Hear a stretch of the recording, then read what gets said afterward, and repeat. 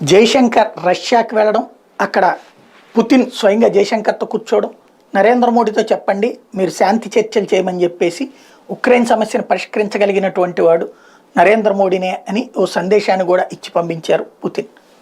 దీంతో భారత ప్రచారం పెద్ద ఎత్తున జరుగుతుంది. భారత్ ఒక ఆల్టర్నేటివ్ కంట్రీ అన్నటువంటిది చాలామందికి అనిపిస్తుంది. దీన్ని తిప్పికొట్టాలి అర్జెంటుగా, ఎందుకంటే అమెరికా తనకి ప్రత్యామ్నాయమే లేదని భావిస్తుంటుంది. కానీ అసలు అన్ని సమస్యలు సృష్టించేదే అదే. ఉక్రెయిన్ సమస్య సృష్టించిన అదే, పాలస్తీనా సమస్యను సృష్టించిన అదే, తాలిబాన్ల సమస్యను సృష్టించిన అదే. అది సమస్యలు సృష్టిస్తుంది కానీ పరిష్కరించడం దానివల్ల కాదు. బట్ పరిష్కరించగలిగినటువంటి నేర్పు భారత్కు ఉందని నమ్ముతున్నది సమాజం. ఇది తట్టుకోలేకపోయాడు అమెరికాకి సంబంధించినటువంటి మాజీ రాయబారి, రష్యాలో పనిచేసినటువంటి మాజీ రాయబారి. భారతదేశం తప్పు చేస్తుంది, ఒకప్పుడు ఏ పెట్టుబడిదారీ విధానానికి వ్యతిరేకమో, ఏ